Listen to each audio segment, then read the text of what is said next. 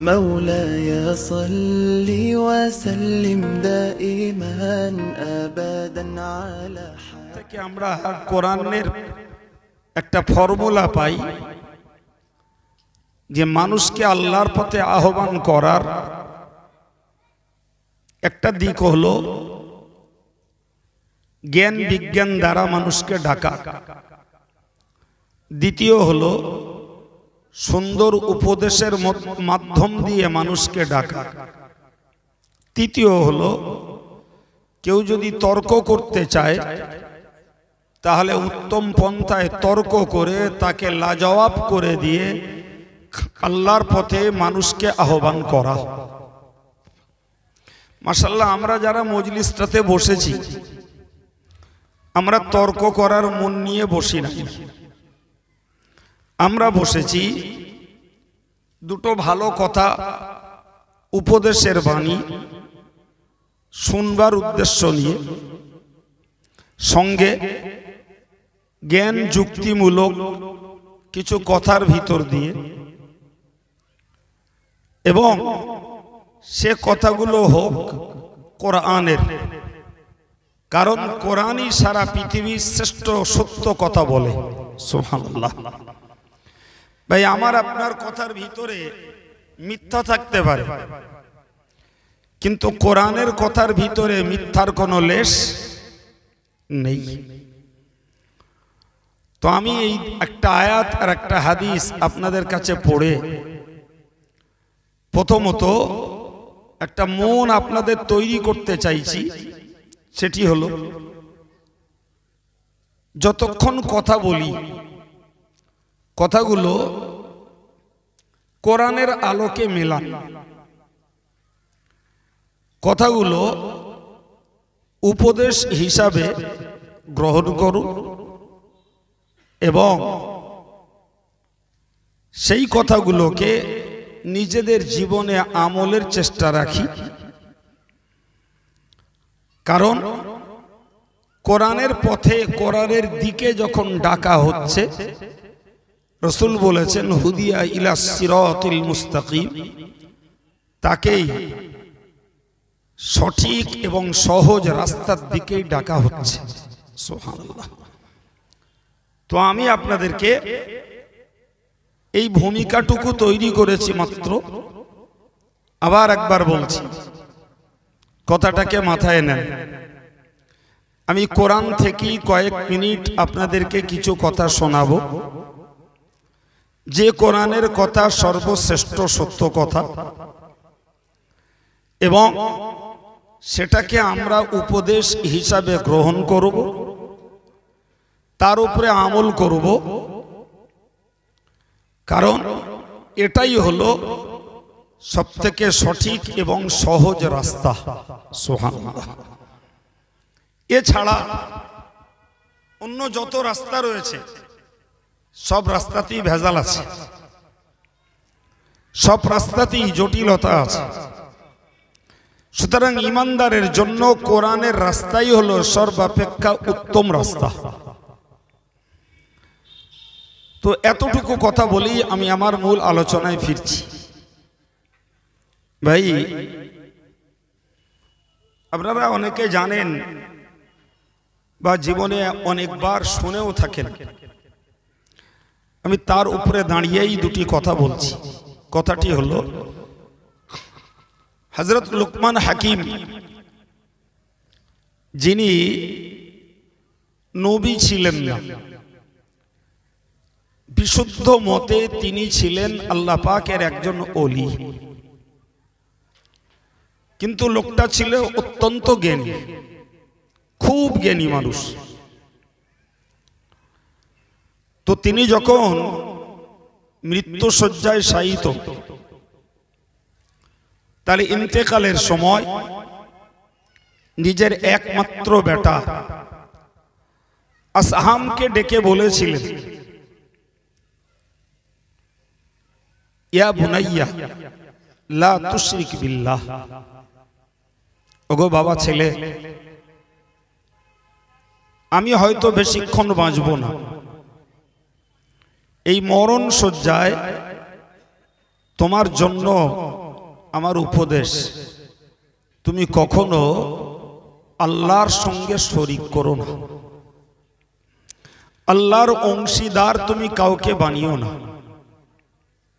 মনে রাখো, ইন্নাশ শিরকা লাযুলমুন আযীম, নিশ্চয়ই শিরক হলো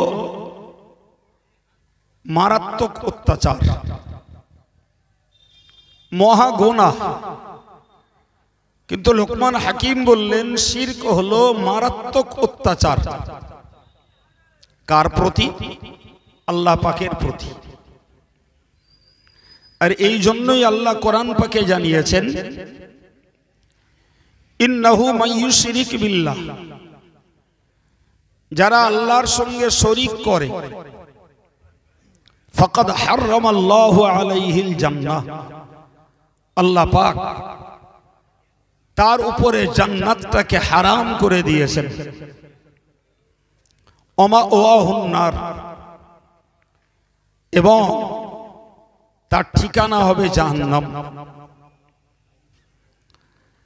প্রিয় ভাই আমার, দুটি আয়াত পাকের সমন্বয়ে আমরা একটা স্বচ্ছ জ্ঞান লাভ করি যে লোকমান হাকিম তার বেটাকে বললেন শিরক করো না। আর অন্য আয়াত পাক থেকে পেলাম আমরা, যারা শিরক করে তাদের জন্য জান্নাত হারাম, তাদের ঠিকানা হলো জাহান্নাম। আমরা দুর্বল ঈমানদার, আমরা ঈমানে খুব সবল নই। হযরত বড় পীর সাহেব কেবলা রহমাতুল্লাহ আলাইহিকে জিজ্ঞাসা করা হয়েছিল যে আপনি যে আল্লাহর ইবাদত আমল করছেন, বিনিময়ে আল্লাহ যদি আপনাকে জাহান্নাম দেন তো আপনার কিছু বলার আছে? হযরত বড় পীর সাহেব কেবলা বলেছিলেন, আমি জান্নাতের লোভেও ইবাদত করি না, আর জাহান্নামের ভয়েও ইবাদত করি না। আমি ইবাদত করি আল্লাহকে সন্তুষ্ট করার জন্য। সুতরাং তিনি যদি আমার ইবাদতে সন্তুষ্ট হন, তার বিনিময়ে যদি আমাকে জাহান্নাম দেন, আমি আব্দুল কাদের অতি খুশি। সুবহানাল্লাহ বলুন। ভাই, আমি গোড়ায় বলে নিয়েছি, আমার ধাঁচ, ঢং, ভাষা, কণ্ঠ সব পুরাতন। এতে রসালো কিছু পাওয়া যাবে না, এতে শায়রি কিছু পাওয়া যাবে না, এতে লোক মাতানোর কিছু নেই। কপাল যার ভালো, নিজ্জালা কোরআন হাদিসের দুটো কথা বলছি, অন্য মনস্কতা বাদ দিয়ে আমার কথাগুলো শুনুন এবং উপলব্ধি করুন। এই খরচের শোধ উঠবে। হাঁকা চেল্লাও করতে পারবো না, সুর স্বরও গাইতে পারবো না।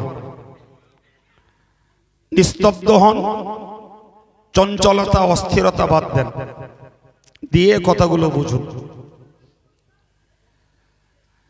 কি বলেছি? আমি আবার আমার এই পর্যন্ত বক্তৃতা 1 মিনিটে জিস্ট বলছি। কোরআন দ্বারা যারা কথা বলে তারা সত্য বলে, কারণ কোরআনের থেকেও শ্রেষ্ঠ সত্য কথা আর কেউ বলতে পারে না। কোরআনের বক্তব্যের মর্ম হলো জ্ঞান, বিজ্ঞান, উপদেশ, প্রয়োজনে তর্ক।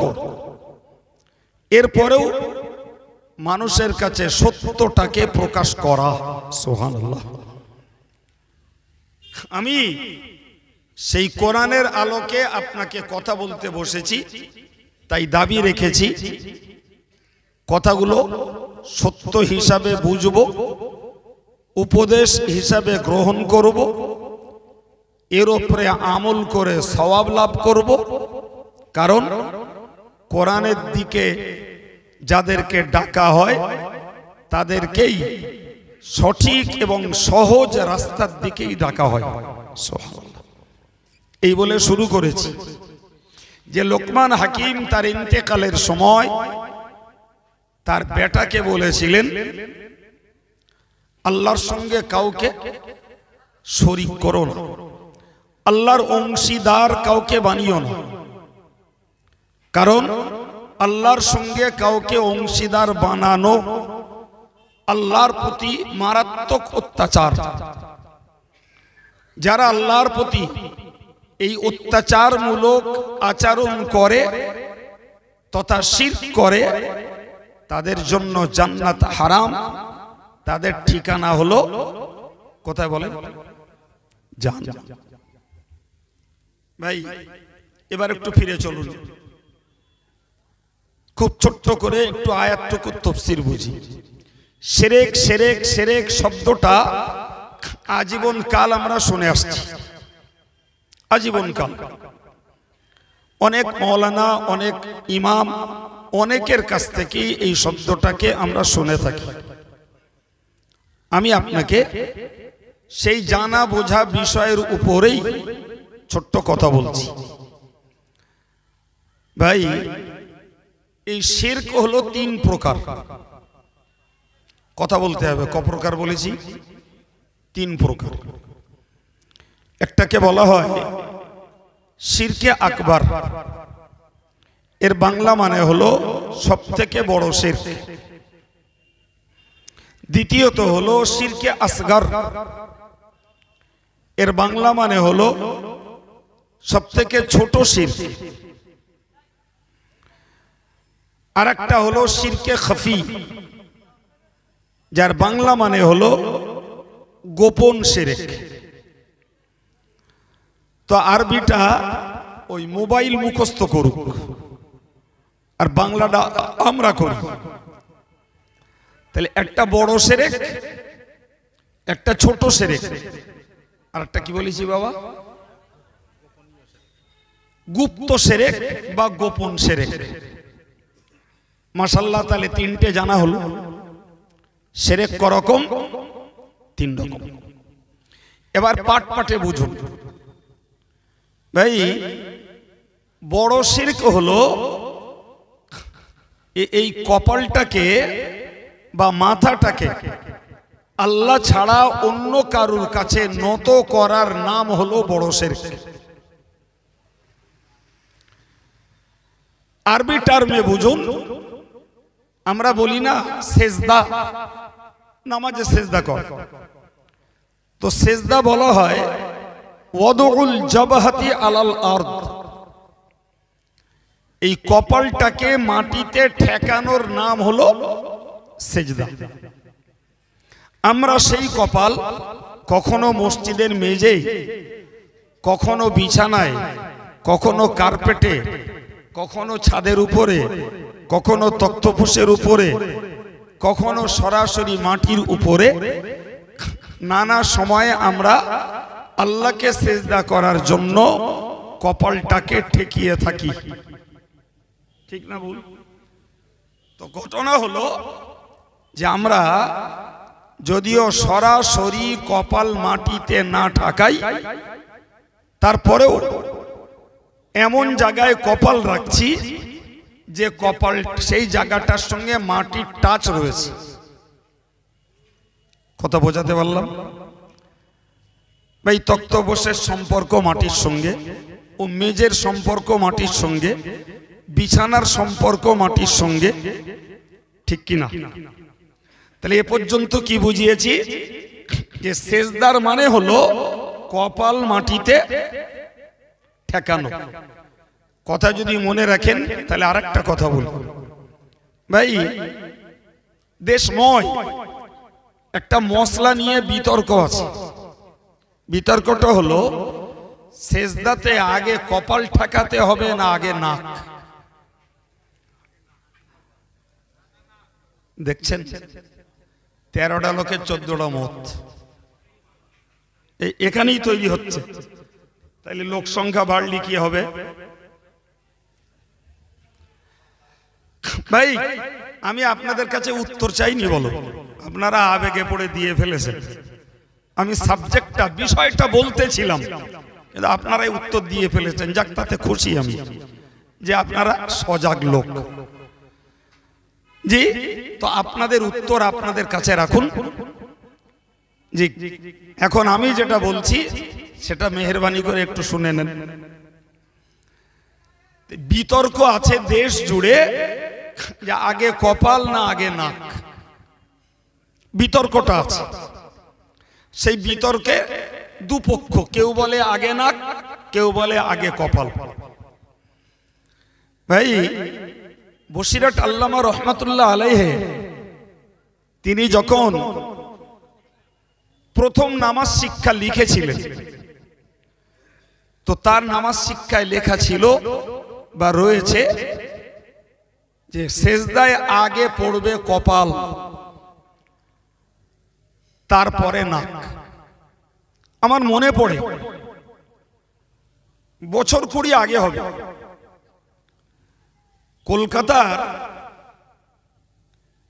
নাক প্রিন্টার্স নামীয় একজন ছাপাখানা, তিনি হুজুরের বইতে কপাল কেটে নাক লিখেছিলেন। তো সেই ব্যাপারটা নিয়ে আমি গেছিলাম তার কাছে, যে হুজুরের অরিজিনাল কেতাবে লেখা আছে কপাল আগে, আপনি নাক কেন লিখলেন? তো ভদ্রলোক বললেন যে মশলার বইতে লেখা আছে নাক আগে, সেই জন্য আমি ভেবেছি এটা বোধহয় ভুল হয়ে গেছে, তাই নাক কেটে কপাল আগে, এই কপাল কেটে নাক আগে করে দিস। তো লোকটার সঙ্গে খুব ধমকালাম। যাই হোক, পরবর্তীকালে আর কি করে কি ছাপে আমার জানা নেই ভাই। তো একবারের কথা আমি বললাম। এবার মারপেচটা বুঝুন ভাই। মারপেচটা হলো, আমি এতক্ষণ সেজদার মানে বলেছি, সেজদা নাক ঠেকানো না কপাল ঠেকানো? তাড়াতাড়ি বলুন। আবার আগে বলে, বেশি বুঝদার। আমি কি বলেছি? সেজদার মানে কি বলেছি? কপাল ঠেকানো না নাক ঠেকানো? কপাল ঠেকানো। ওয়াদউল জাবহাতি আলাল আরদ, এই কপালটাকে মাটিতে ঠেকানোর নাম হলো সেজদা। এখন মনে করুন একজন ব্যস্ত লোক, ভীষণ ব্যস্ত, সে বেটা সেজদায় আগে নাক ঠেকিয়ে দিয়েছে, কপাল ঠেকেছে কি ঠেকেনি উঠে পড়েছে, ওর নামাজটাই বাতিল। পক্ষান্তরে একজন যদি কপাল ঠেকায়, সেজদাতে 3 বার সুবহানা রাব্বিয়াল আ'লা, এই তাসবিহ 3 বার পড়া সুন্নাত। এখন মনে করুন সে সেজদায় সুবহানা রাব্বিয়াল আ'লা 3 বার কেন, একবারও বলিনি, কপালটা ঠেকিয়েছে, নাক ঠেকানোর আগে কপাল তুলে উঠে পড়েছে। ওর সুন্নত আদায়ের সওয়াব হবে না, কিন্তু নামাজটা হয়ে যাবে। কারণ সেজদায় মূলত ঠেকানোর কথা কপাল, সে কপাল কিন্তু যথারীতি সে ঠেকিয়ে দিয়েছে, ব্যস্ততায় নাক ঠেকায়নি, নামাজ বাতিল হবে না। কিন্তু ব্যস্ততায় যদি নাক ঠেকিয়ে কপাল না ঠেকাতে পারে, তার নামাজটাই বাতিল। এবার বলুন, নাক ঠেকানোর গুরুত্ব বেশি না কপাল ঠেকানোর গুরুত্ব বেশি? ঘোর কিছু কেটেছে? নাক নাক তো অনেকে করছিলেন, ঘোর কিছু কেটেছে? হ্যাঁ, মনে রাখবেন, প্রচুর কেতাবে থাকতে পারে নাক ঠেকানোর কথা, কিন্তু বসিরহাট আল্লামা কিন্তু কপাল ঠেকানোর পক্ষেই এই মসলা লিখেছেন। সম্মানিত ভাই, তো আমি প্রসঙ্গত এই মসলার ঘোরটাকে কাটাবার জন্য বললাম। আবার বলছি, যারা নাক ঠেকানোর কথা বলেন তাদের বলার কারণটা বুঝুন। দাঁড়িয়ে আছি আমি একটা মানুষ, তো আগে পড়লো হাঁটু এই দিক দিয়ে, তারপরে হাত, এই দিক দিয়ে গেলে আগে নাক, তারপরে কপাল। এই হলো তাদের নাক ঠেকানোর পক্ষের যুক্তি। আর বসিরহাট হুজুরের মসলার পক্ষের যুক্তি হলো যে এই পদ্ধতি অবলম্বন করা, আগে হাঁটু, তারপরে হাত, তারপরে নাক, তারপরে কপাল, এ পদ্ধতি ফরজ নয়, ওয়াজিব নয়। এটা কেবলমাত্র নামাজের একটা তরিকা হিসাবে বলা যায়, একটা সুন্নত তরিকা। কিন্তু এই সুন্নত অবলম্বন করতে যেয়ে যদি ব্যস্ত মানুষ কপাল মাটিতে ঠেকাতে না পারে, তার নামাজটাই ধ্বংস, তার নামাজটাই বাতিল। অতএব তুমি কপাল আগে ঠেকাও, তোমার সেজদার মূল হকটা আদায় হোক, ওইটা ফরজ। সম্মানিত ভাইরা, ও মশলা একদম সম্পূর্ণ একটা পৃথক মশলা বললাম। আমার আলোচনা ওই জায়গায় নয়, আমার আলোচনা এই জায়গায়। তাহলে আল্লাহর কাছে মাথা নত করার নাম কি? জোরে বলেন, সেজদা। আল্লাহর কাছে মাথা নত করার নাম সেজদা। তাহলে যে কপাল আল্লাহর সকাশে ঠেকাতে হবে, এই কপাল যদি কেউ গাছতলায় যে ঠেকায়, কেউ পাথরের কাছে যে যদি কপাল ঠোকে, কেউ যদি পীরের মাজারে যে কপাল ঠোকে, কেউ যদি জ্যান্ত পীরের পায়ে যদি মাথা ঠোকে, কেউ যদি জড় পদার্থ মাটির, কাঠের, স্টিলের, সোনার, রূপোর কোন প্রতিমার কাছে যদি মাথা ঠোকে, এটার নাম কি? জোরে বলেন। ওইটা শুধু শিরক না, আর একটা জুড়ে বলুন, ওইটা হলো সব থেকে বড় শিরক। ওইটা হলো সব থেকে বড় শিরক।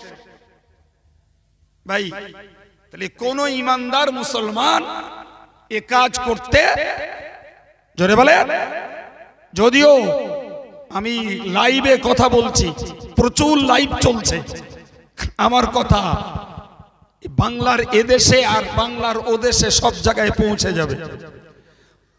জি, বাংলাদেশে বলুন আর পশ্চিম বাংলায় বলুন, এমনকি অল ওভার ইন্ডিয়াতে বলুন, লক্ষ লক্ষ নাদান মুসলমান রয়েছে যারা জ্যান্ত পীরের পায়ে সেজদা মারছে, মরা পীরের কবরে যে সেজদা মারছে, যারা বড় পাথরের কাছে মাথা ঠুকছে, বড় গাছতলায় মাথা ঠুকছে, নিজেদের হাতে গড়া কোন জড় পদার্থের কাছেও মাথা ঠুকছে। আছে না নাই? জোরে বলেন। ভাই, এগুলো নামে মুসলমান, বংশে মুসলমান, গোত্রে মুসলমান, পরিবারে মুসলমান, ভারতবর্ষের ভোটার তালিকায় মুসলমান, কিন্তু নিশ্চিত এরা আল্লাহর কাছে মুসলমান নয়, আল্লাহর খাতায় এদের নাম নাই। কথা বোঝা গেল না? বুঝতে পারেননি? বুঝতে পেরেছেন? জি, আমরা যারা এখানে বসে পর্দায় যারা, তারা এতক্ষণ গল্প করছিল, এই সবে একটু চুপ করলো, আর আল্লাহ জানে এতক্ষণ পরে হয়তো কথা ধরেছে, এতক্ষণ রেডারে ধরিনি। জি ভাই, আমরা এই সামনে যারা আর পর্দার আড়ালে যারা, আলহামদুলিল্লাহ, আমরা গাছতলায়, পাথরের কাছে, দরগার কাছে, এ থানে, ও দরগায়, ও জ্যান্ত পীরের পায়, মরা পীরের কবরে, আল্লাহ শুকর, আমরা কেউ সেজদা করা লোক নই। আলহামদুলিল্লাহ বলে। আর একটু জোরে বলেন। দার্জিলিংয়ে তো বাস করেন না, তা মনে হচ্ছে যেন দার্জিলিংয়ে বাস করে গাল সব আড়ষ্ট হয়ে গেল। সুবহানাল্লাহ বলতে তাও মনে হচ্ছে ইঞ্জেকশন দিলে ভালো হয়। এরকম কেন? শুকরিয়া আল্লাহর যে আমরা ওই বড় শিরকটা করি না। আলহামদুলিল্লাহ বলে। সম্মানিত ভাইরা আমার, মনে রাখুন, আমি দ্বিতীয় নম্বরের শিরক বলেছি আশরিকুল আসগর, যার বাংলা মানে হলো সবথেকে ছোট শিরক। কি বলেছি বাবু? ছোট শিরক। ও ভাইরা, মুরব্বীরা, ছেলেরা, মায়েরা, যদি কারোর কান লাগানো থাকে মেহেরবানি করে একটু শুনুন। এই ছোট শিরক থেকে বোধহয় বেঁচে থাকতে পারি কম মানুষ। ছোট শিরক হলো ওটাই যে গুণের মালিক আল্লাহ। বাংলা কি বলেছি বলতে হবে। কি বলেছি? যে গুণের মালিক যেমন হায়াতের মালিক আল্লাহ, মৌতের মালিক, রুজি দেওয়ার মালিক, রোগ দেওয়ার মালিক, সম্মান দেওয়ার মালিক, অপমান করার মালিক। জোরে বলুন একসঙ্গে, কে? আল্লাহ। সম্মানিত ভাইয়ের আমার, ছোট সেরেক হলো যে গুণের মালিক আল্লাহ, ওই গুণ আল্লাহ ছাড়া তার সৃষ্টির কারোর মধ্যে রয়েছে। কেউ আমার মারতে পারে, কেউ আমায় হায়াত দিতে পারে, কেউ আমার রুজি দিতে পারে, কেউ আমার রোগ দিতে পারে, কেউ আমায় রোগ থেকে মুক্ত করতে পারে, কেউ আমাকে সম্মানিত করতে পারে, কেউ আমাকে অপমানিত করতে পারে। হে মুসলমানের ছেলেরা, মনে রাখো, এই জাতীয় বিশ্বাস যদি কারুর দিলে জন্মায়, ওটাও কিন্তু নিরপরাধী নয়, ওটা হলো গোপন শিরক। এবার একটু বলুন, আমরা সেজদা করে বড় শিরকটা করি না, কিন্তু ছোট শিরক করা আসামি তো অনেক, নাকি নেই? কেউ একটু জোরে বলবেন, আছে? বাপ ভালো ঠেকছে না, বলেন। হ্যাঁ, যে মুসলমানের ছাবাল মনে করে অমুক দলে গেলে আমি বেঁচে যাব, অমুক পার্টি করলে আমি বেঁচে যাব, ও মুসলমান, এটা তোমার ইমানের পক্ষে না বিপক্ষে? এ লোক আছে না নাই? সম্মানিত ভাইরা আমার, আপনি বলুন, অমুক ডাক্তারের ওষুধ খেলে রোগ সেরে যাবে, কিংবা অমুক ডাক্তারের ওষুধ খেয়ে আমার রোগ সেরে গেছে, এ বুলি আওড়ানো মুসলমান আছে না নাই? হে সম্মানিত ভাইরা আমার, আমি আপনাকে জিজ্ঞাসা করতে চাই, যে শ্রেণী আর যে জাতি এদিকে মুখে বলছে রুজির মালিক আল্লাহ, ওদিকে রুজির জন্য সুদ খাচ্ছে, রুজির জন্য সমিতি করে বেড়াচ্ছে, যে মেয়েরা রুজির জন্য চিটফান্ডের ব্যবসা করছে, রুজির জন্য মিথ্যা কথা বলছে, রুজির জন্য ফাঁকিবাজি করছে, রুজির জন্য দুর্নীতির কাজ করছে, রুজির জন্য নীতি হারাচ্ছে, রুজির জন্য যারা রীতিমতো দেখতে পাওয়া যায় পরের হক নষ্ট করছে, রুজির জন্য যারা বোনের ফারাস ফাঁকি দিচ্ছে, রুজির জন্য যারা ভাইকে কলা দেখাচ্ছে, আমি একটু জিজ্ঞাসা করতে পারি, এরাই তো মুখে বলে রুজির মালিক আল্লাহ, তাহলে হারাম অবৈধ পন্থাগুলো যারা রুজির মালিক আল্লাহ বলে, তারা ফারদার এই অন্যায়ের উপরে কেন বিশ্বাস করে যে এই অন্যায়গুলো করলে আমার রুজি বাড়বে? এটা কি ইমানের পক্ষে না বিপক্ষে? একটু চিল্লে বলতে হবে, আসামি কম না বেশি? বলতে লজ্জা লাগছে,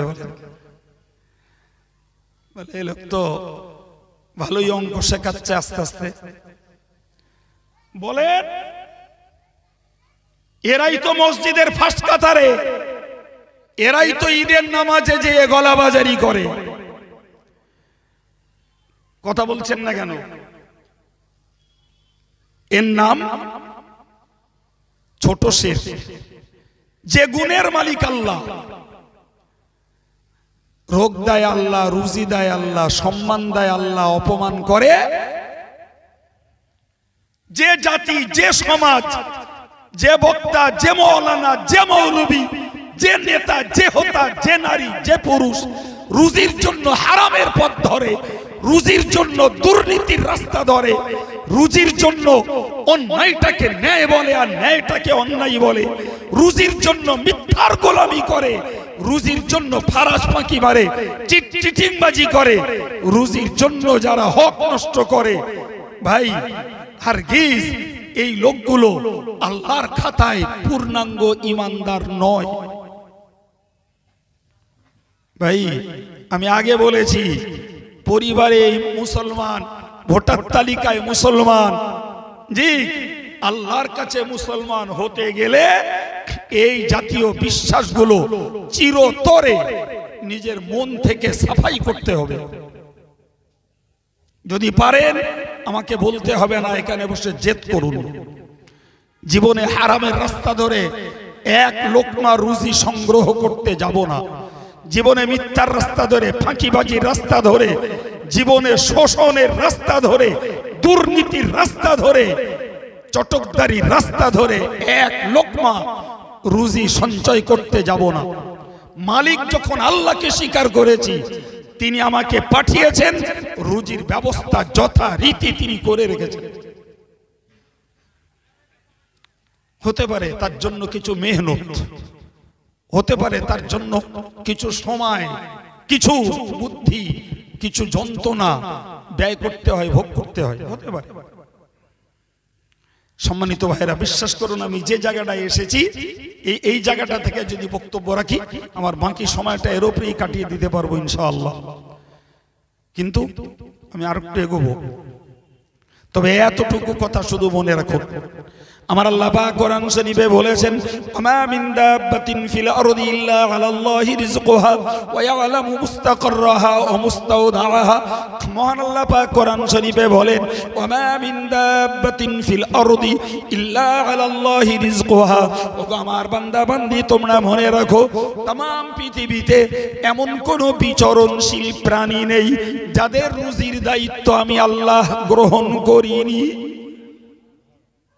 আল্লাহ, এরাই তো সেই মুসলমান যারা যারা সরকার বলল খাদ্যের অভাব পড়বে, জন্ম নিয়ন্ত্রণ করো, এরা সেই বুলি আউড়িয়ে বলছে মানুষ যদি করতে হয় দুটির বেশি মোটেই নয়, ছোট পরিবার সুখে পরিবার, দুটো সিজার, থার্ড ইস্যুতে লাইগেশন, অতএব আর বাচ্চা নেওয়া চলবে না। চলো, দেশময় ইহুদি খ্রিস্টান হিন্দু অন্য কোন কমিউনিটি করুক, সেটা নিয়ে আমার কোনো টেনশন নয়, আমার কাছে ওটার কোনো প্রবলেম নয়। কিন্তু মুসলমান তুমি কি করে করো? তুমি কি করে করো? এই তো টাটকা শুনলে যে तमाम পৃথিবীর সকল বিচরণশীল প্রাণীর রুজি কে দেয়? আটলান্টিক মহাসাগরের মাছগুলোর, জীবগুলোর রুজি কে দেয়? ভারত সাগর, ভূমধ্য সাগর, প্রশান্ত মহাসাগর, আরব সাগর, ভাই বঙ্গোপসাগরের এই জলজীবগুলোর রুজি কে দেয়? হায় রে হায়, মানুষ তোমার রুজি দিতে নাউজুবিল্লাহ আল্লাহ অক্ষম, তাই তুমি হারামের পথ নিলে। হ্যাঁ, সুন্দরবনের জঙ্গলে, আমাজনের জঙ্গলে, আফ্রিকার জঙ্গলের এই হিংস্র প্রাণীগুলো রুজি কে দেয়? কথা বলেন জি। উড্ডীয়মান উড়ন্ত পাখিগুলো রুজি কে দেয়? বছরের পর বছর, যুগের পর যুগ যে সাপ, ব্যাঙ আর সরীসৃপ প্রাণীগুলো মাটির নিচে বাস করে, ওদের রুজি কে দেয়? জি। সম্মানিত ভাইরা আমার, হাদিস শরীফে এই জন্য নবী বলেছেন, লাউ তাওয়াক্কালতুম হাক্কা তাওয়াক্কুলিহি কামা তাওয়াক্কালুত তুয়ুর লা রাযাকাকুম। হুজুর বলেছেন, ও সাহাবীরা, তোমরা মনে রাখো, তোমরা যদি পরিপূর্ণ আল্লাহ ভরসা করতে পারতে, পরিপূর্ণ আল্লাহর প্রতি ভরসা যদি তোমরা করতে, তাহলে মনে রাখো, তোমরা নিশ্চিত করে মনে রাখো, ওই পাখিগুলো তাগদু বিতানা খামাসান বিতানান তারুহু খিমাসান। হুজুর বলেছেন, পাখিগুলো সকালবেলা বাসা থেকে খালি পেটে বার হয়, সন্ধ্যাবেলা টোটা ভরে বেরো বাড়িতে ফেরে। পাখিগুলো বাসা থেকে প্রতিদিন একদম খালি টোটায়, টোটা বলে না কি বলে, যাতে খাবার থাকে, পাখিদের খাবার থাকে, কি বলে ওরে, খালি বেরোয়। খোদ নবী বলছেন, আমি বলি না, নবী বলছেন ওরা সকালবেলা বেরোয় খালি টোটায়, সন্ধ্যাবেলা বাসায় ফেরে ভর্তি টোটায়। সুবহানাল্লাহ। হুজুর বলেছেন, হে মানুষ, তোমরা যদি ওই পাখির মতো আল্লাহর ভরসা করতে, তাহলে তোমাদের পেটটাকেও আল্লাহ খাবার দিয়ে ভরে দিতেন। হায় হায়, এই হাদিস থেকে বুঝতে পারা যায় আল্লাহর প্রতি পাখির যে ভরসা রয়েছে, এই সৃষ্টির শ্রেষ্ঠ জ্ঞানী বুদ্ধিজীবী মানুষদের এক অংশের সেই ভরসা আল্লাহর উপরে নেই। কথা বলেন না কেন ভাই? একটি হাদিসে উল্লেখ রয়েছে, রাসূল করিম সাল্লাল্লাহু আলাইহি ওয়াসাল্লাম কোনদিন হযরত সাহাবী আবু যর রাদিয়াল্লাহু আনহু কে সঙ্গে করে নিয়ে তিনি মদিনার এক রাস্তা দিয়ে যাচ্ছিলেন। আর যেতে যেতে থমকে দাঁড়িয়ে গেলেন। দাঁড়িয়ে আবুজারকে ডেকে বললেন, হে আবুজার, ওই ওই ডালটার দিকে দেখছো? বলে জি হুজুর। বলে কি দেখলে? বলে একটা পাখি বসে আছে। তো পাখিটা কি করছে? তো পাখিটা ডালে বসে ঠোকরাচ্ছে। তো রাসূল বললেন, আবুজার পাখিটা কি বলছে জানো? হযরত আবুজার বললেন, আল্লাহু ওয়া রাসূলুহু আলাম। হুজুর আমি তো জানি না, বরং আল্লাহ সব থেকে ভালো জানেন, তার রাসূল জানেন। জোরে বলুন। ঠিক বলেছেন না ভুল বলেছেন? ঠিক। আল্লাহ পাকের নবী বললেন, ও আবুজার শোনো, ওই পাখিটা চোখে অন্ধ, দেখতে পায় না। পাখিটা চোখে কি? অন্ধ। আবার পাখিটার পেটে ক্ষুধার জ্বালা। ওই পাখিটা কাঠের উপরে ঠোকরাচ্ছে আর বলছে, ওগো আল্লাহ, তুমি আমায় চোখে করেছো অন্ধ, পেটে দিয়েছো ক্ষুধার জ্বালা। আল্লাহ, যদি তুমি আমায় চোখে অন্ধ না করে পেটে ক্ষুধার জ্বালা দিতে, তোমার দুনিয়া ঘুরে আমি আমার রিজিক সন্ধান করতাম। আবার অন্ধ করেছো। আল্লাহ, যদি তুমি আমায় পেটে ক্ষুধা না দিতে, তাতেও তো আমি কোনো চিন্তায় থাকতাম না। আল্লাহ, একদিকে পেটে দিয়েছো ক্ষুধা, চোখ করেছো অন্ধ, সুতরাং আমার ক্ষুধা নিবারণের জন্য আমি তোমার উপরে ভরসা করলাম। আল্লাহ, এই মাইকটা কোথায়? মাইকলা ভাই, তুই ভাই কাছে থাকলে একটু এসো তো ভাই। তো কি বললাম? তো রাসূল করিম সাল্লাল্লাহু আলাইহি সাল্লাম এই কথাটা বললেন আবুজারকে, যে আবুজার, ওই পাখিটা চোখে অন্ধ, পেটে ক্ষুধার জ্বালা। ও বলছে আল্লাহকে, আল্লাহ তুমি অন্ধ করেছো, দুঃখ নাই, পেটে যদি ক্ষুধা না দিতে কোনো চিন্তা ছিল না। আবার পেটে ক্ষুধা দিয়েছো, যদি চোখ দিতে খুঁটে খেতাম তোমার দুনিয়ায়। তো যখন চোখ দাওনি, আবার ক্ষুধা দিয়েছো, ভরসা তোমার উপরে। আমার উদার পূরণের মালিক তুমি। রাসূলও দাঁড়িয়ে, আবুজারও দাঁড়িয়ে। একটা পতঙ্গ ঘুরতে ঘুরতে ঠিক ওর ঠোঁটের রেঞ্জের মধ্যে পড়েছে। ও তো ঠোকরাচ্ছে এখানে এক জায়গাতেই, এখানে একবার না, এখানে একবার না, ওর তো একটুখানি আয়াতন, ও ঠোকরাচ্ছে। ঠিক ওর আয়াতনের ভিতরেই পতঙ্গ এসে বসেছে। ওর ঠোঁট পড়েছে, আর ওটাই হয়েছে ওর আহার, ওটাই হয়েছে ওর খাবার। এ বাবু একটু বেশটা বাড়ান না বাবা, দূর থেকে মোটেই টানছেন। জি, তো ওটাই হয়েছে ওর খাবার। ঠিক আছে সম্মানিত ভাইরা আমার, ওই সময় হযরত রাসূল করিম সাল্লাল্লাহু আলাইহি ওয়াসাল্লাম আবুজারকে বলেছিলেন, ওগো আবুজার, তুমি কি বলতে পারো ওই পাখিটা এবার কি বলছে? আওয়াজটা একটু ভালো হয়েছে ভাই, আপনারা বুঝতে পারছেন? আমারও কষ্টটা কম হচ্ছে। ঠিক আছে জি। রাসূল বললেন, ওগো আবুজার, বলো না তুমি একটু ওই পাখিটা এবার কি বলছে? আবুজার আগের মতো জবাব দিয়ে বলেছিলেন, আল্লাহু ওয়া রাসূলুহু আলাম, আল্লাহ সব থেকে ভালো জানেন আর তার রাসূল জানেন। আল্লাহু আকবার। ওই সময় রাসূলুল্লাহ বলেছিলেন, ও আবুজার, তুমি জানো ওই পাখিটি এবার বলছে, মাইয়াতাওয়াক্কাল আলাল্লাহি ফাহুয়া হাসবুহু, যে ব্যক্তি আল্লাহর প্রতি ভরসা করে আল্লাহ তার জন্য যথেষ্ট হয়ে যায়। এই শিক্ষা কার কাছ থেকে পাচ্ছি বাবা? জোরে বলেন, কার কাছ থেকে? আর একটু জোরে বলেন, সবাই শুনুক। পাখির কাছ থেকে শিক্ষা পাচ্ছি। হে বান্দা, তুই ভরসা আল্লাহর উপরে কর, আল্লাহ তোর রুজির রাস্তা খুলে দেবে।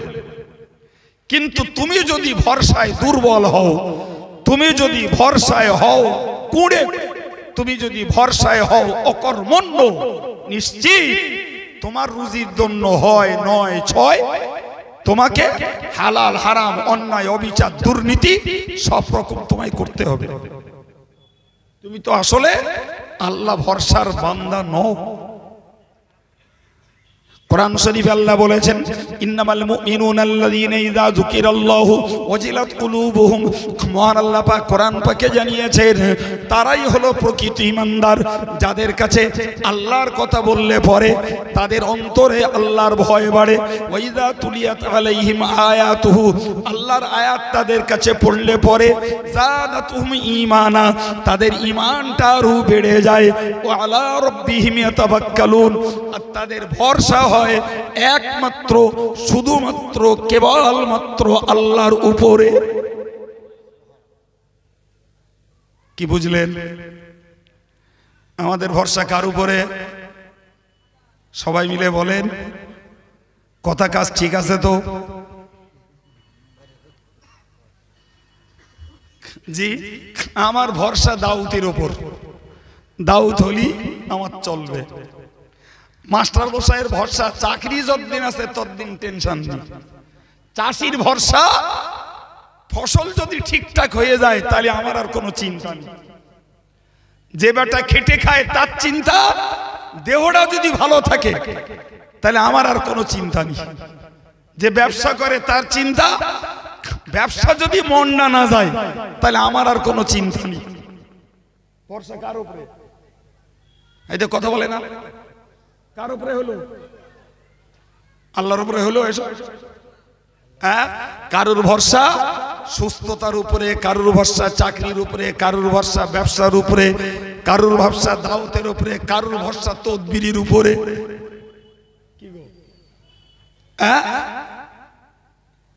এই তো হচ্ছে আমরা ঈমানদার। আল্লাহ বলো সব গুনাহ মাফ করে বাবা, শিরকের গুনাহকে আল্লাহ মাফ করেন না। আমি তো এই 2 নম্বরটাকে ডিসকাস করতে এই জায়গা পর্যন্ত এসেছি। 2 নম্বরটাকে একটু বিস্তার করে বলতে যেই আমরা প্রচুর মানুষ তথা এই মজলিসের শুধু না, টোটাল মুসলিম কমিউনিটির প্রচুর মানুষ ধরা পড়ছি যে আমরা হয়তো সরাসরি কপাল আল্লাহ ছাড়া কারুর কাছে ঠেকাই না, কিন্তু বিশ্বাসের ক্ষেত্রে দেখা যায় আমরা যে গুণের মালিক আল্লাহ, ওই গুণ আল্লাহ সৃষ্টির কারোর মধ্যে রয়েছে। এই দুর্বল বিশ্বাস আমাদের অনেকের মধ্যে কাজ করছে বাবা। ঠিক না ভুল বাবা? গো বাবু, আমি এই যে কথাগুলো বললাম, এ থেকে আমাদের বাঁচার চেষ্টা করার দরকার আছে না নাই? ইনশাল্লাহ বলেন, জোরে বলেন ইনশাল্লাহ। যে আমার ভাবনা আমি ভাবি, আপনারা আপনাদের ভাবনা প্রত্যেকেই নিজে ভাবুন। যদি মনে হয় সত্যি এ জাতীয় কোনো ত্রুটি, কোনো ঘাটতি আমাদের হয়ে পড়েছে, তাহলে আজকেই তাজা তওবা করব। জিন্দেগিতে এই জাতীয় দুর্বলের বিশ্বাসের জায়গায় যাব না। আল্লাহ আমাদেরকে হেফাজত করেন, বলুন আমিন। ভাই নাম্বার 3 নম্বরের শিরক কি বলেছিলাম বাবু? এই তো মাশাআল্লাহ, ওয়াজ বাড়ি যাবে তাইলে ঠিক আছে। গোপন শিরক। সম্মানিত ভাইরা আমার, ভালো করে খেয়াল করুন, এই গোপন শিরক কারে বলে? এই গোপন শিরকের ব্যাপারে রাসূলুল্লাহ অত্যন্ত ভয় করতেন, তথা রাসূলুল্লাহ আশঙ্কা করতেন। রাসূল বলতেন, আমার উম্মতের ব্যাপারে আমি ভয় করি, এরা গোপন শিরক করে কিনা। সেই গোপন শিরক হলো আমার সুবহানাল্লাহ, আমার নামাজ, আমার আলহামদুলিল্লাহ, আমার ফিতরা, আমার কোরবানি, আমার দান, আমার ওয়াজ, আমার নামাজ, আমার তাহাজ্জুদ, আমার তাসবিহ, যত কিছুই নেকির কাজ রয়েছে বাবা, এই প্রত্যেকটা নেকির কাজ ছোট হোক আর বড় হোক, আল্লাহর সন্তুষ্টি ছাড়া অন্য কারুর সন্তুষ্টির জন্য করা। লোকে আমাকে ভালো বলবে, লোকে আমাকে বাহাবা দেবে, লোকে আমাকে জিন্দাবাদ বলবে, লোকে আমাকে বড় হুজুর বলবে, লোকে আমাকে বড় বক্তা বলবে, লোকে আমাকে বড় বড় বক্তা বলে অনেক সম্মান করবে, লোকে আমাকে অনেক টাকা দেবে, লোকে আমাকে অনেক আদর কদর আর সমাদর করবে। এক কথায় আল্লাহর সন্তুষ্টি ব্যতীত অন্য কোনো ধান্দায় যদি কোনো ইবাদত করা হয়, ওইটার নাম হলো গোপন শিরক। এর আসামিও কম না বেশি?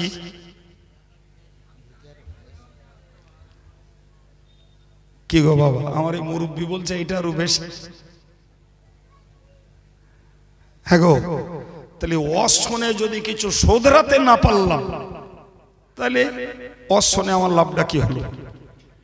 ইস, কত বড় ভয়ঙ্কর কথা যে তুমি আল্লাহ ছাড়া অন্য কারোর জন্য কিচ্ছু করো না, যা করবে আল্লাহর জন্য করো। হযরত নবী ইব্রাহিম বলতেন, ইন্না সালাতি ওয়া নুসুকি ওয়া মাহইয়ায়া ওয়া মামাতি লিল্লাহি রাব্বিল আলামিন। আমার নামাজ, আমার কোরবানি, আমার জীবন, আমার মরণ সবকিছুই তাম জগতের প্রতিপালক আল্লাহর জন্য। সব আল্লাহর, সব আল্লাহর জন্য। তথা আমি একবার সুবহানাল্লাহ যদি বলি, আমার আল্লাহ খুশি হন, এই নিয়তটা থাকা দরকার। জি, আমি যদি তাসবিহটা পড়ি তাহলে আমার আল্লাহ খুশি হোক, এই নিয়তটা থাকা দরকার। আমি যদি কোরআন পড়ি, নিয়তটা থাকা দরকার, আমার আল্লাহ খুশি হোক। আব্দুল কাইয়ুম ওয়াজ করছে, নিয়তটা থাকা দরকার। এরা ভালো বলবে না মন্দ বলবে, এরা রসালো গল্প শুনবে না কাহিনী শুনবে, আমার দেখে দরকার নেই। আমার কোরআন হাদিসের যতটুকু বোধ বুদ্ধি আল্লাহ দিয়েছেন, আমি কোরআন হাদিসের উপরে আমার সময়টা আমি এদের জন্য কাটাবো। এতে এরা খুশি হলো, রাজি হলো, 5 জন বুঝলো না 50 জন বুঝলো, ও টেনশন নেই, আমার লাভ নেই, ও টেনশনে আমার কিচ্ছু।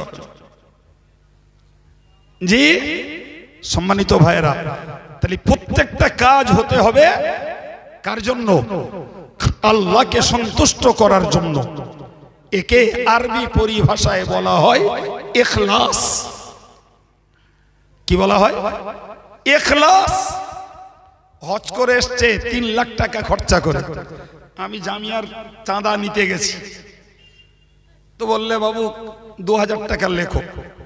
আমি কলম ধরেছি আর বলছে, বলে বাবাজি সে ওদিক থেকে ঘুরে এসছে, শুনোস তো? বলে হ্যাঁ শুনিস, তো সেরকম করে লিখো। কি বলছি যাচ্ছে বলেন দিন?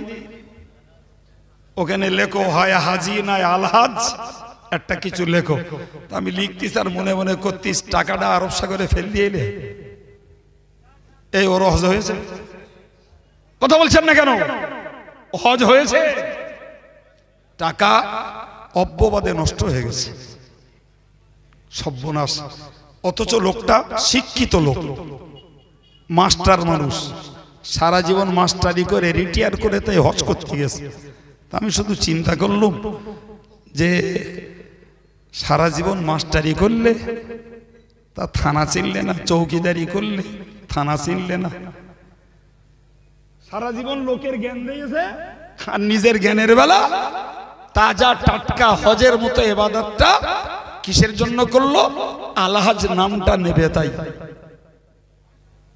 জি ভাই, এক একজন মওলানা দেখেছি নামের আগে যদি মওলানা মুফতি ঠিক করে না দেয়, চিংড়ি মাছের মতন লাফায়। সর্বনাশ যে ওই ওই দেখেন বলতে ফিরে যায়, ওয়াজ করে না। কি ব্যাপার, আমার নামে মওলানা লেখা হয়নি? হ্যাঁ, কি সর্বনাশ। একজনের নামে লিখেছে পীরজাদা, সে তাই তাই করে কি অশান্তি, ওয়াজই করবে না। এত বুড়ো হয়ে গেছে এখনো পীর হইনি, তোমার কাছে এখনো পীরজাদা, এসব করবোই না আমি। আমি এসো, এর নাম হচ্ছে পীর ডিগ্রি। আমি নিজে সেখানে প্রেজেন্ট, নিজে সেখানে প্রেজেন্ট। আবার লোকেরা হাতে পায়ে ধরে ক্ষমা টমা সে আনলো, আমার পাশে বসে বলতেছে, আচ্ছা মৌলানা বলো দিন, এই এত বয়স হয়েছে তা এখনো পীর হয়নি, এখন এরা পীরজাদা লেখে, এরা কবে পীর লিখবে? আমি জি হুজুর ঠিক, এসব আসলে বোঝে না তো।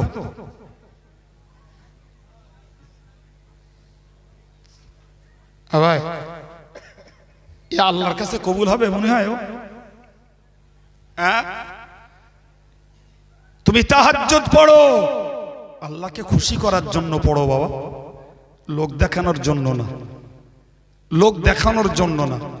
আশ্চর্য ব্যাপার, যে কাজটা যেরকম করে করলে, হাদিস পাকে এসেছে যেরকম করে কাজ করলে লোকে আঙুল তুলে দেখায়, ওই দেখ লোকটা কিরম ভালো লোক, ওইটাও রিয়া, ওইটাও গোপন শিরক।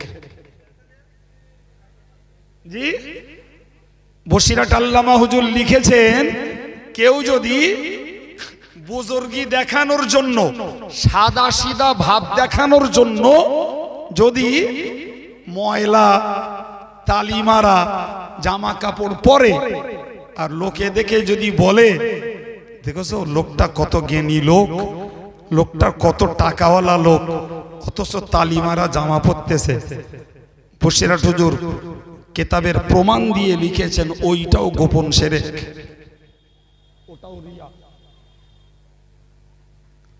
কি বুঝলেন?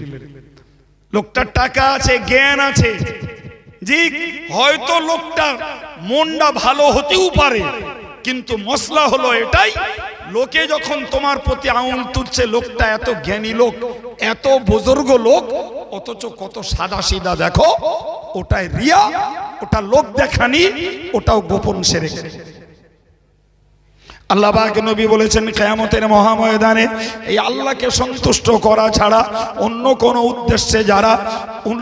উদ্দেশ্যে যারা কোনো নেকির কাজ করবে, ভাইরা আমার মনে রেখে দিন, কিয়ামতের মহাময়দানে ওই লোকগুলোকে আল্লাহ পাক বলবেন, ও আমার বান্দা বান্দি, তোমরা আমাকে খুশি করার জন্য তো ইবাদত করোনি, আমাকে খুশি করার জন্য সভা করোনি, আমাকে খুশি করার জন্য সভা দাওনি, আমাকে খুশি করার জন্য দান করোনি, আমাকে খুশি করার জন্য তাসবিহ পড়োনি, আমাকে খুশি করার জন্য জিকির করোনি, আমাকে খুশি করার জন্য তাহাজ্জুদ পড়োনি।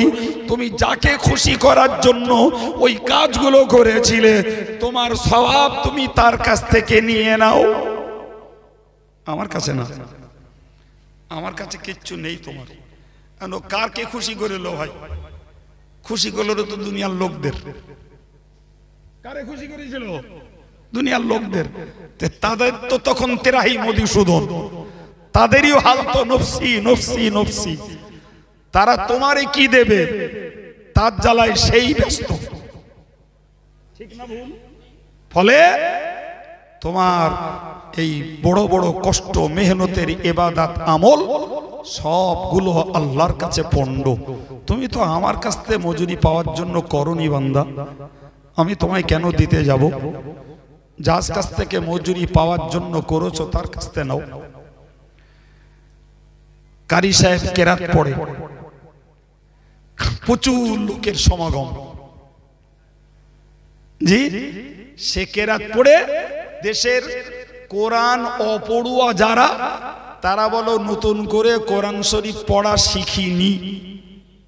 কারি সাহেব কেরাত পড়েছে, কথার কথা, যারা কেরাতের ট্রেনিং নেয়, জি তারা ট্রেনিং নিয়ে চেষ্টা করেছে হয়তো ওই রকম একটা কারি হব, ভারত শ্রেষ্ঠ কারি, বিশ্ব সেরা কারি। এই প্রতিযোগিতায় এই যুগে খুব চলছে, অ্যাভেলেবেল চলছে প্রতিযোগিতার বাহার। প্রিয় ভাই, এখন এই যে কেরাত, আলহামদুলিল্লাহ কেরাত সুমধুর, বিশুদ্ধ তেলাওয়াত, আরবি এলহান, শুনতে খুব মধুর লাগে, জি কিন্তু খেলটা কিসের? জি কেরাত পড়লো আমজেদ, কেরাত পড়লো আব্দুল কাইয়ুম, কেরাত পড়লো হাফেজ সাহেব। আব্দুল কাইয়ুমের চিন্তা ওদের দুটোর থেকে আমি সেরা হব, আমজেদের চিন্তা ও দুটোর থেকে আমি সেরা হব, আর হাফেজ সাহেবের চিন্তা, জি কাইয়ুম সাহেব আর আমজেদ সাহেব দুটোর থেকে আমি সেরা হব। সন্তুষ্টিকার আল্লাহর, জোরে বলেন, জোরে বলেন। দেশ তাতেই মাতোয়ারা, দেশ তাতেই পাগল, ঠিক কিনা বলেন? জি দেশ তাতেই পাগল। আচ্ছা হও ভাই পাগল, জি আমি ভদ্রভাবে শালীনতা বজায় রেখে মাঝে মধ্যে বলি, গাল শুনতে হয়, দে গাল, তোরা গাল দিলে আমার দুটো সওয়াব। তবে যেটা বলছি এখনো বোঝ বাবা, সময় আছে। জি সম্মানিত ভাইরা আমার, ভালো করে মনে রাখুন, সন্তুষ্টি কার জোগাড় করতে হবে? জোরে বলেন। তাই কোরআন পড়ি আর কেরাত পড়ি আর ওয়াজ করি আর যাই করি, আমি আব্দুল কাইয়ুম যে বিষয়ের উপরে কথা বলছি এর ব্যতিক্রম যদি আব্দুল কাইয়ুমেরও ঘটে তাহলে একেও কিয়ামতের দিনে আল্লাহর কাছে বইমুখ হয়েই ফেরা লাগবে। বরং আপনাদের থেকেও ঠকবো আমি বেশি। তুই লোককে বলিলি, আর তুই কেন মানুষের মনোরঞ্জনের জন্য তুই কেন পয়সার লোভে ওয়াজ করিলি?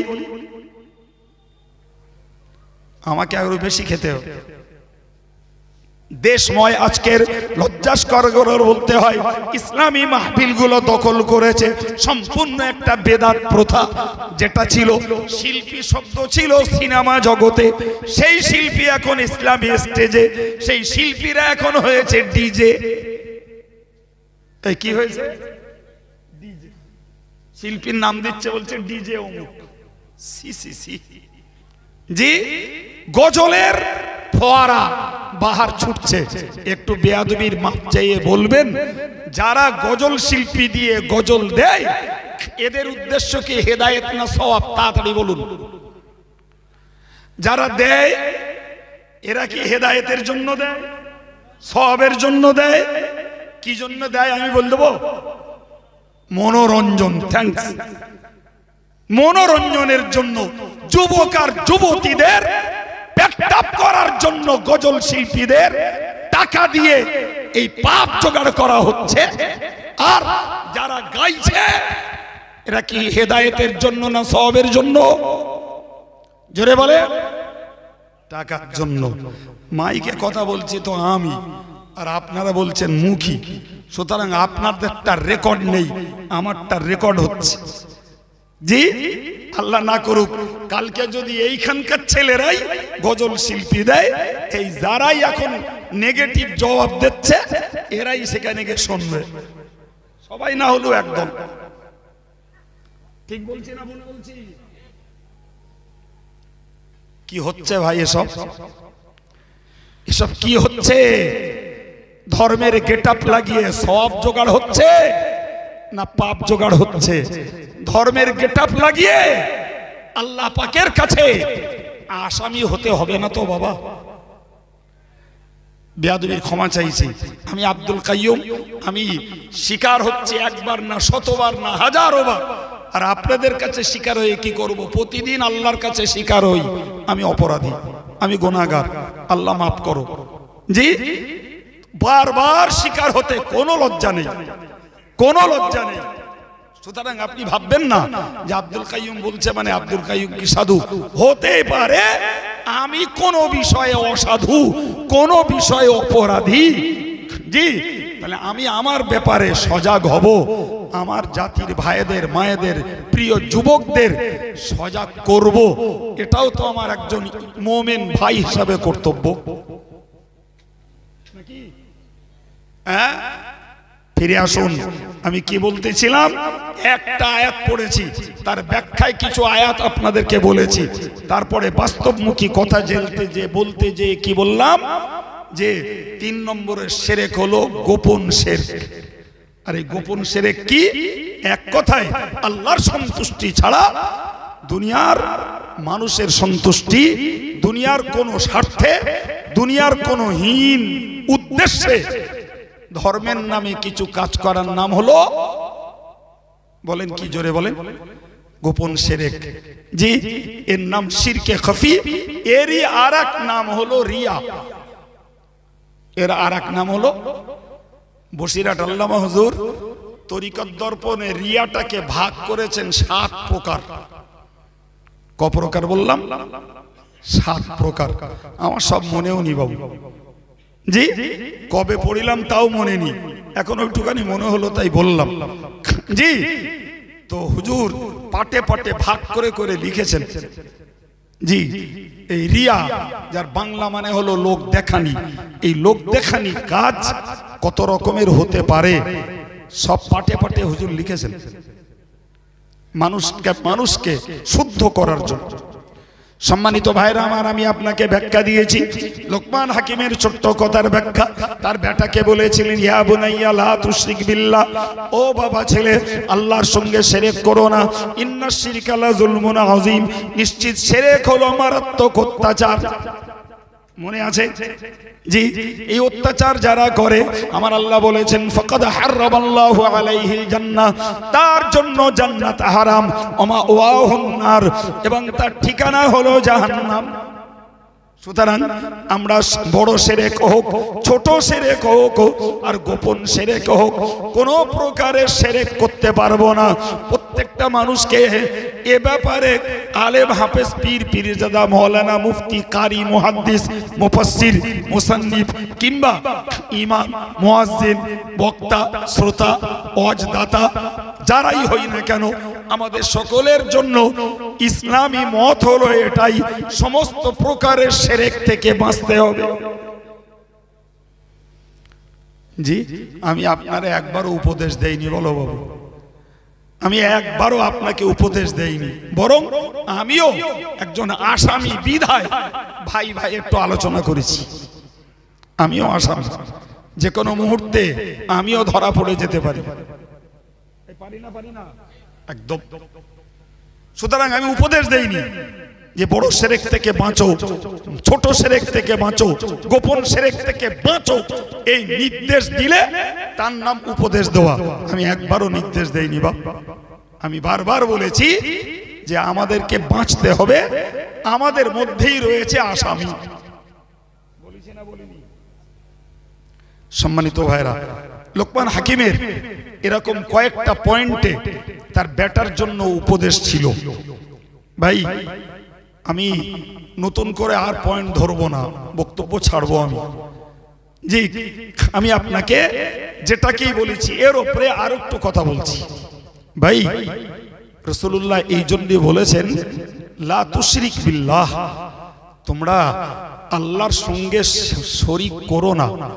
ওয়াইন কুতিলতা আও হুররিকতা, মানেটা বুঝুন, যদি তোমাকে হত্যা করা হয়, যদি তোমাকে অথবা তোমাকে আগুনে পুড়িয়ে দেওয়া হয়, একটা মানে। আর একটা মানে হলো ওয়াইন কুতিলতা ওয়া হুররিকতা, তোমাকে যদি আগে কতল করে তারপরে যদি আগুনে পোড়ায়, তাও ভি তুমি আল্লাহর সঙ্গে শিরক করো না। তুমি বুঝতে পারছো, আমি শিরক না করলে এরা আমারে আগে আগুনে পোড়াবে, তারপরে এই আগে আমাকে মারবে, তারপরে আমাকে আগুনে পোড়াবে, তাও তুমি শিরক করো না। আর পোড়াবে না মারবে জানো না, তো দুটোর যে কোনো একটাই যদি তোমার নসিবের জন্য শত্রুপক্ষ বরাদ্দ করে, তাহলে তুমি মরতে চাও শিরক করো না, পুড়তে চাও শিরক করো না। আল্লাহু আকবার। তাহলে ব্যাপারটা আল্লাহর কাছে কতটা ভয়ঙ্কর না হল এত কড়া কথা রাসূলুল্লাহ বললেন। কি বাবা, কথা ঠিক না ভুল? জি সম্মানিত ভাইরা, সুতরাং আমি আপনাদেরকে বোঝাতে চাইছি যে এই শিরকের সর্বপ্রকার থেকে আমাদেরকে বাঁচতে হবে। খুব গভীরতার সঙ্গে মনে রাখুন, এটা হযরত লোকমান হাকিমের একদম মৃত্যুশয্যায় শায়িত উপদেশ। একে কি বলে বাবা? আরবিতে একে বলে ওসিয়ত। এই কি বলেছি বলেন? এই ওসিয়ত শব্দটা আমরা জানি না জানি না ভাই। শব্দটা বলো খাস আরবি শব্দ, কিন্তু আমাদের বাংলাতেও ব্যবহার ওসিয়ত শব্দটা।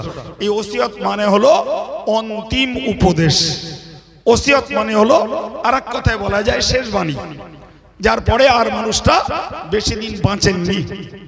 ভাই তো আমাদের দেশে দেখা যায় যে কেউ মরার আগে বলে যায়, খোকা বাবা অমুকির কাছে এত টাকা পাবো, অমুকির কাছে এত টাকা পাবো, ওই জমিটা টাকা দেওয়া আছে এখনো লেখা হয়নি, লিখে নিস বাবা। জি, এগুলো হলো আমাদের দেশাচারের মরার আগের উপদেশ, ঠিক কিনা বলেন? জি, ও লোকের কাছে যারা টাকা পয়সা পাবে সেগুলো হঠাতে বলে না। জি, হঠাতে বলে না। ভাই মনে রাখুন, ওসিয়ত যদি হয় তাহলে হোক, ওসিয়ত হোক। আমি ভাইদেরকে বলছি, মায়েদেরকে বলছি, জি ওসিয়ত হোক। ছেলে মেয়েদের ডেকে আল্লাহ যদি সুযোগ দেয়, বাবা শিরক করো না, 5 ওয়াক্ত নামাজ পড়ো, আর ভাই বোনে মিলেমিশে চলো, বোনের ফারাস ফাঁকি দিও না, ওদের হকটাকে বুঝে দিও, আর কখনো কারোর হক নষ্ট করো না বাবা। জি, চাষবাস ব্যবসা বাণিজ্য যেখান থেকে রোজগার করো, কখনো আল্লাহকে ভুলে যেয়ে রোজগার করো না। বিশ্বাস করুন, আপনি এই ওসিয়ত, এই জাতীয় উপদেশ দিয়ে কবরে যান, আলহামদুলিল্লাহ আপনার ছেলে মেয়েরা এগুলো আমল করবে। আপনি একদম পার্সেন্টেজ অনুপাতে না, ফুল কমিশন কবরে শুয়ে শুয়ে সওয়াব পাবেন। আর একটু জোরে বলুন। জি, তো এই ওসিয়তটুকু আমাদের একটু ধাঁচ পাল্টাতে হবে। কবে মরবো জানি না, তো একদিন মনে পড়লো, ছেলে মেয়ে বউ বাচ্চাদের ডেকে কথাটা বলে রাখলাম। কখন মরবো জানি না, তবে আমার উপদেশ, যবে মরি মরি খবরদার শিরক করো না, নামাজ কাজা করো না, ফাঁকিবাজি করে রোজগার করো না, ভাই ভাইয়ের হক নষ্ট করো না, ভাই বোনের হক নষ্ট করো না, মা বেঁচে থাকলে মাকে দেখো। জি, যাই করো করো আল্লাহর স্মরণ রেখে করো। এই ওসিয়ত আপনার জন্য কিয়ামত পর্যন্ত সওয়াব জোগাড়ের একটা উত্তম ওসিয়ত। সুবহানাল্লাহ। সম্মানিত ভাইরা, আমি মাইক ছাড়বো সময় মতো। আমার স্নেহভাজন আল্লাহ হযরত মাওলানা মুফতি রজব আলী সাহেব তিনি এসেছেন, তার চড়া কণ্ঠের বক্তব্য, সুললিত কণ্ঠের বক্তব্য আপনারা শুনতে পাবেন। আমি যাওয়ার আগে আপনাদের একটু স্মরণ করাচ্ছি, আগামী পয়লা, দোসরা, তেসরা ফাল্গুন জামিয়ার ইসালে সওয়াব, আমরা আমাদের দিক দিয়ে তৈরি, বাকি ভবিষ্যৎ আল্লাহর হাতে। জি, তো আপনাদের দাওয়াত দিচ্ছি, আল্লাহর রাস্তায় যাবেন। আর দাবি রাখছি, প্রতি বছরই এলাকার কিছু ছেলেরা 20 টাকার কুপন, 10 টাকার কুপন এবং একটা বিল আছে 25 পাতার, অনেকে নিয়ে থাকেন। তো যদি একটু খেদমত দেন, তাহলে দান করে যত সওয়াব, খেদমত দেবেন ততটা সওয়াব পাবেন। পারলে এক একটা বিল কুপন একটু নেয়ার জন্য দাবিও রাখছি। আর একটা কথা বলছি ভাই, গত বছর লকডাউনের সময় আমি একটা বই লিখেছিলাম, বইটির নাম দিয়েছিলাম ভাইরাস ও প্রতিকার। গত বছর লকডাউনে তখন সভা বন্ধ ছিল, এবার এখনো চলছে, কোথাও কোথাও বন্ধ হয়েছে, আল্লাহ জানে কতক্ষণ চলবে, না ফুল লকডাউন ডেকে বন্ধ করবে। আল্লাহর কাছে দোয়া, আল্লাহ আমাদের সংকটের জীবন থেকে হেফাজত করেন, বলুন আমিন। মসজিদ মাদ্রাসার ইবাদত এবং শিক্ষাকে আল্লাহ বাঁচিয়ে রাখার তৌফিক দেন, বলুন আমিন। যাই হোক, বইটা গত বছর প্রচারে আনা যায়নি, বইটা আমার কাছে আছে। মহামারী কেন হয়, কি জন্য হয় ভাই, এই মহামারীতে আমাদের করণীয় কি, রসুল আমাদেরকে এ ব্যাপারে কি দোয়া কালাম শিখিয়েছেন। যদি ভাই কোন ইমানদার মহামারীতে মরে, সে মরে ঠকলো না জিতলো, মরে লাভ করলো না লস হলো, এই সব বিষয়ের উপরেই কোরআন হাদিসের তথ্য দিয়ে বইটা লেখা। দাম 30 টাকা। পড়ুয়া ছেলেরা, মেয়েরা, ভাইরা, মুরব্বীরা 30 টাকা যদি খুব কষ্টের না মনে হয় একটা বই জোগাড় করুন। এই মানে ইমান টলার যুগে ইনশাল্লাহ বইটা পড়লে ইমান মজবুত হবে। এবং ওই করোনায় কোন রোগী মরে গেলি অন্তত মুসলমানরা জানাজা পড়াটা আর বন্ধ করবে না। গতবার ইমাম পর্যন্ত করোনার রোগীর জানাজা পড়িনি, এতনা ভয় ঢুকেছে যে গেলি বোধহয় আজরাইল নেবে। এই ভুল বলছি না ঠিক বলছি? জি, তো ইমান রক্ষার জন্য বইটা পড়ুন। আমি মাইক ছাড়ছি, শুনতে থাকুন। আসসালামু আলাইকুম।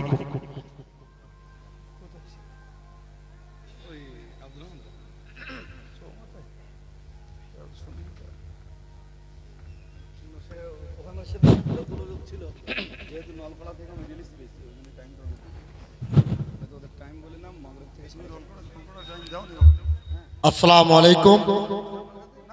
প্রিয় ভাই সব, কেউ ওঠাউঠি করবেন না, সকালে বসুন। এতক্ষণ যাবৎ আমরা মাননীয় মহামান্য মুফতি সাহেবের মুখ থেকে অনেক তথ্য সমৃদ্ধ ওয়াজ শুনতে শুনতে আমরা আসছিলাম। এখন আল্লাহর রহমে মুফতি সাহেবের ওয়াজ শুনে আমরা অত্যন্ত খুশি হয়েছি, খুব ভালো লেগেছে। আল্লাহ পাক হেফাজত করুন। এবার আসছেন, নিশ্চয় আপনারা দেখতে পেয়েছেন, মঞ্চে এসে তশরিফ এনেছেন পশ্চিমবাংলার উজ্জ্বল নক্ষত্র, যিনি মানে দিকে দিকে যার ওয়াজ শুনে মানুষ অত্যন্ত খুশি হয়, সেই আলোড়ন সৃষ্টিকারী বক্তা, আমারও আপনার মনের মানুষ জনাব আলহাজ হযরত মাওলানা মুফতি রজব আলী সাহেব, তিনি মঞ্চে তশরিফ এনেছেন। তার অমূল্য বাণীর বক্তৃতা আমরা সকলেই শ্রবণ করব। যারা আশেপাশে আছেন নওজওয়ান তরুণ তাজা যুবকেরা সকলে এসে বসে যান, সকলে এসে বসে যান, সবাই এসে বসুন। রাস্তাঘাটে আর ভিড়ভাট্টা করে থাকবেন না, সকলে এসে বসে যান। উচ্চ কণ্ঠে দরুদ শরীফ আল্লাহুম্মা